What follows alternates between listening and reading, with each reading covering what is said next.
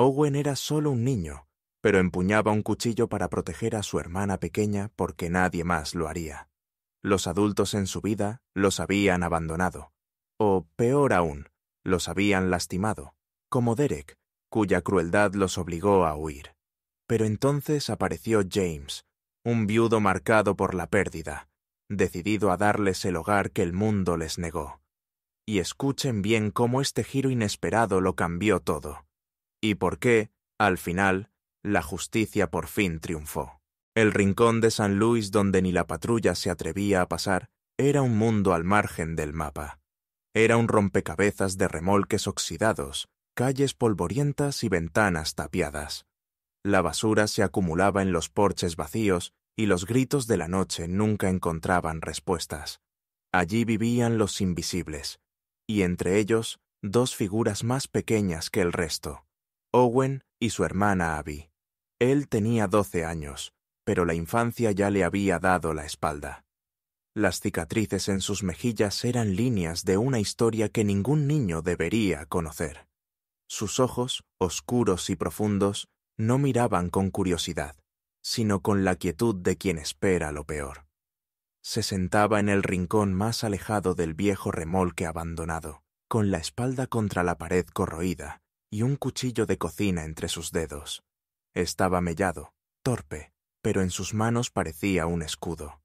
Abby, con apenas 5 años, dormía encogida junto a él, enroscada como un cachorro asustado. Su ropa era demasiado grande, su cabello caía desordenado sobre la frente, y sus dedos pequeños se aferraban al suéter de su hermano con fuerza.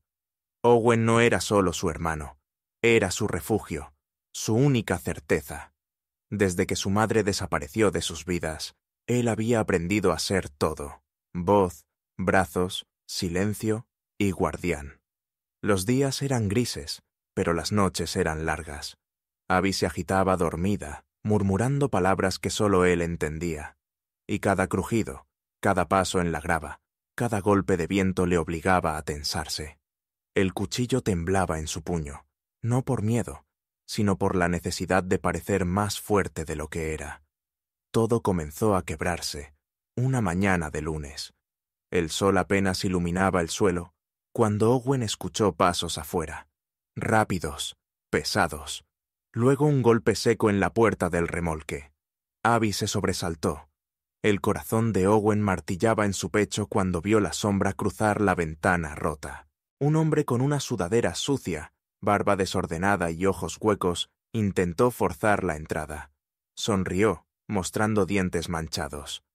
«Vamos, niño, no hagas esto difícil». Owen se irguió, con el cuchillo al frente. Su voz apenas un hilo. «Aléjate». El hombre se burló. «¿De verdad crees que me asustas?» Dio un paso dentro. Entonces, un rugido de motor retumbó por el camino de tierra. Un viejo camión se detuvo con un chirrido frente al remolque. Las puertas se abrieron con fuerza. Un hombre alto, de cabello gris en las sienes y rostro marcado por el tiempo, descendió sin prisa. Sus ojos eran duros, como piedra bajo tormenta. «Apártate de los niños», dijo, sin levantar la voz. El intruso vaciló, pero rió con desdén. «¿Y tú quién eres? ¿Su héroe?» «No», respondió el hombre, avanzando un paso. «Ahora soy su familia». En un instante, el desconocido cayó al suelo, gimiendo y sujetándose el costado. No fue necesario gritar. La fuerza del acto habló por sí misma. Owen, de pie entre su hermana y el mundo, miró al recién llegado con furia y duda. «¿Quién es usted?»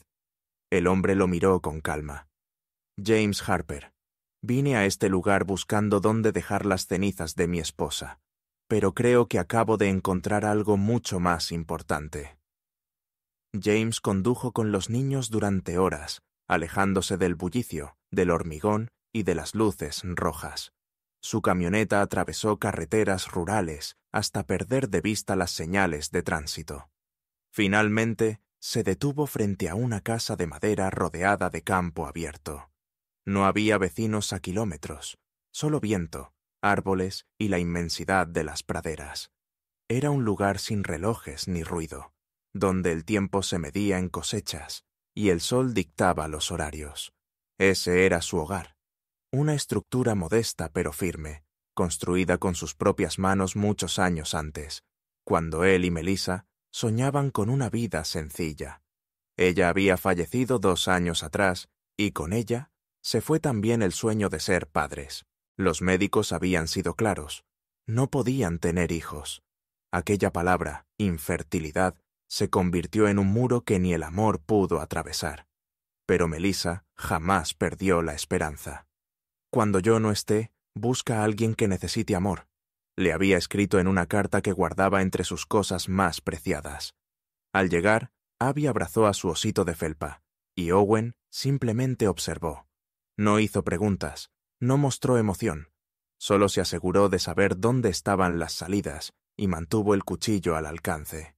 Dormía con él bajo la almohada y no se sentaba a la mesa con James. Su desconfianza no era grosería, era defensa. James lo entendía. No intentó forzar cercanía.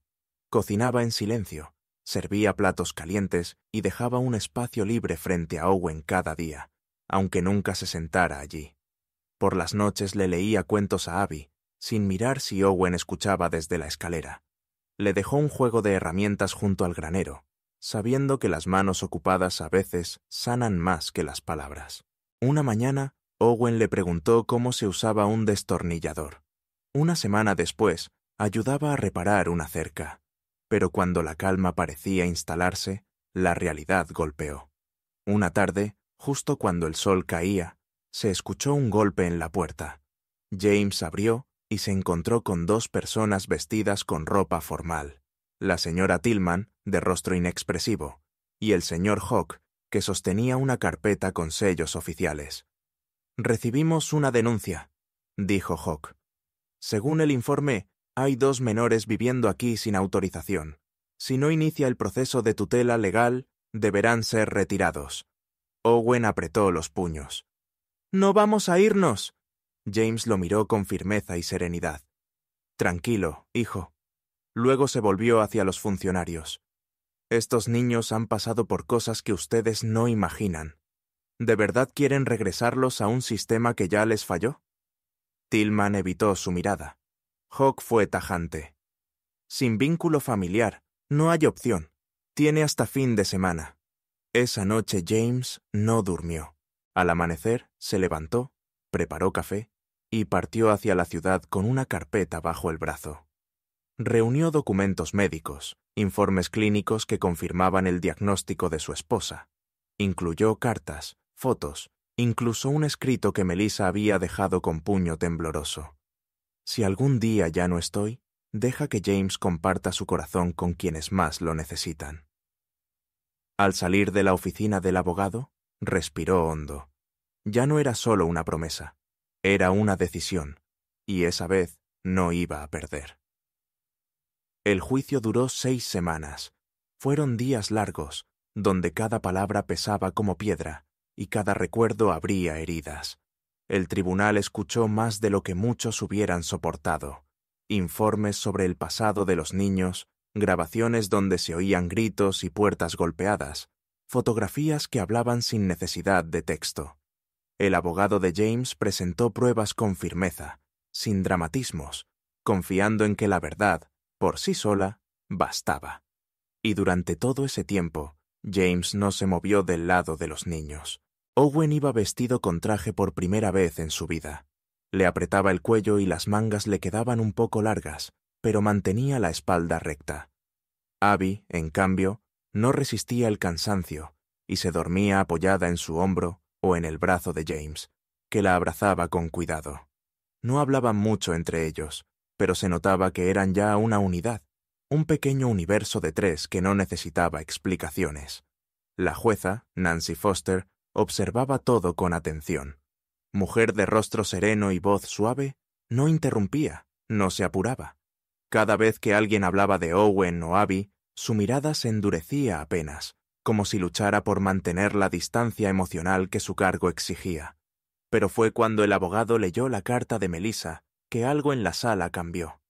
La carta hablaba del deseo de formar una familia, de la lucha contra el tiempo, del amor que no alcanzó a compartirse. Si algún día yo no estoy, deja que James encuentre a alguien que necesite lo que nosotros no pudimos dar. Fue una frase sencilla, pero llenó el silencio con una verdad imposible de ignorar. Entonces, a pedido del tribunal, Owen tomó la palabra. Se levantó, con los pies temblando, y miró al frente. Su voz era baja, pero cada palabra tenía peso. Sé que los niños no deben decirle a los adultos lo que tienen que hacer, pero si nos quitan al señor Harper, si lo hacen, entonces sería mejor volver al remolque, porque él fue el primero que me miró sin asco. Fue el primero que me trató como si yo valiera algo. Nadie dijo nada. La jueza dejó caer su bolígrafo. Miró a Owen durante varios segundos y luego al expediente. Respiró profundo y habló. James Harper obtiene la custodia temporal por 6 meses, con posibilidad de adopción plena. El caso queda cerrado. Al salir del juzgado, James se agachó, levantó a Owen y lo sostuvo fuerte, como si sellara una promesa. Abby reía y giraba sobre sí misma. Por primera vez, no había temor en sus ojos. Pasó un año. James presentó los papeles finales y adoptó oficialmente a Owen y Abby. Ya no eran solo 3 personas bajo el mismo techo. Eran familia. Owen dejó de dormir con el cuchillo bajo la almohada. Empezó a interesarse por motores, ganó confianza y terminó siendo elegido capitán del equipo escolar de mecánica. Abby, con la sonrisa más luminosa del condado, comenzó clases de violín. Tocaba con delicadeza, como si cuidara cada nota.